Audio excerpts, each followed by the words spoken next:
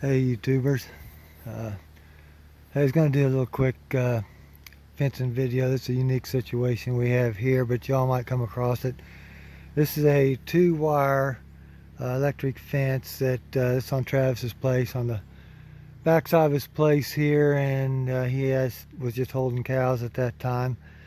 You can see the old fence back there, and old dilapidated fence.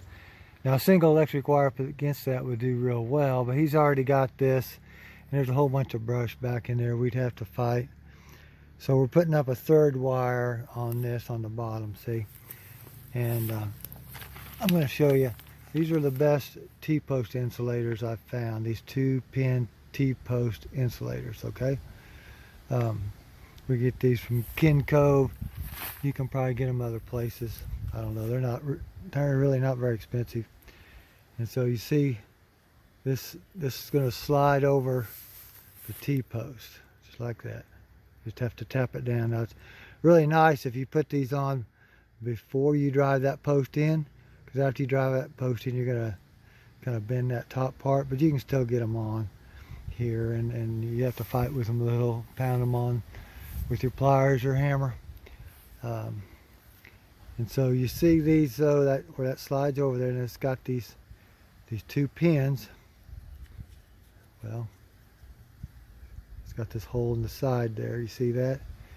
Well, that hole, you're going to take this bigger pin on your right. If you slide that down over the T-post, you're going to put that pin in there between the nubs on the T-post there where you want it, okay?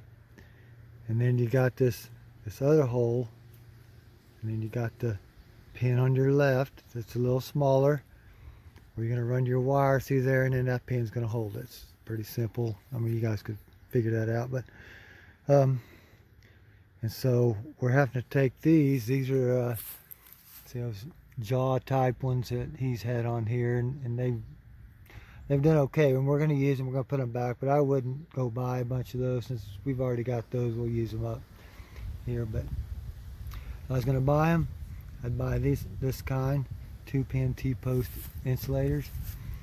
And so we're going to have to take those 2 off, slide this one over the top, and then put it down towards the bottom where we're putting the wire. We're putting that wire, and everybody wants to know how high you put it. Well, most people put it too low. It's a tendency, and I do it myself sometimes.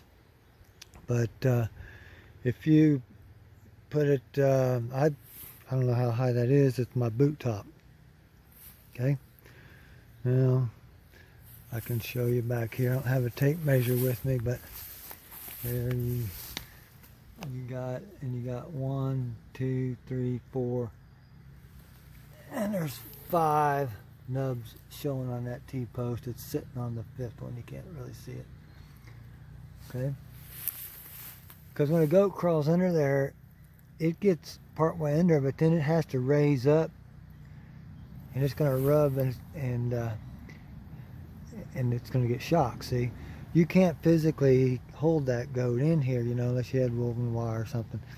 But because that bottom wire, they'll crawl under it, and then they push on it. See, and they lift up when they're coming through the other side. But if it's electric and they push up on it, well, you know what's going to happen, and they might do it once, but our goats have usually already done it once by the time they get out something like this. So here in a minute, I'll try to show you.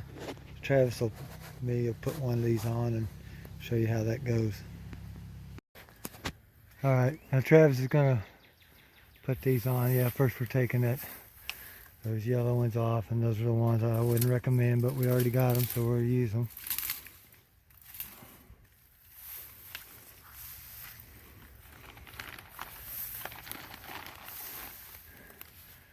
Now he's taking that insulator I just showed you. So see, if you already pounded the post in, you might have to tap those down to get them on there. Okay, now Travis, everybody wants to know how high you're putting that. I told them my boot top. I don't know where your boot top is. I'm guessing somewhere between 10 and 12 inches. Okay, 10 to 12 inches. Get a the bottom wire. Yeah, you might be a little lower there than mine are down there, but you know, honestly, guys, it's not that critical. And so he just slipped that pin in. He did that so fast, I didn't really get a good picture of it. But he'll snap those on. We'll do another one here. Okay, Quinn. Now he's gonna. See, you just put that pin in the side, the big pin, and it's gonna go between those nubs on the post. And then the smaller pin, you just slip that wire in there.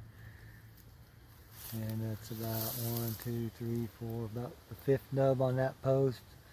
You know, the 6th nub, with 5th or 6th nub, it's not going to really matter. But see, it's pretty simple. I mean, it ain't rocket surgery, that's for sure. So anyway, those are the best T-post insulators I think you could ever use. So hey, y'all have a good day. It's still rainy here.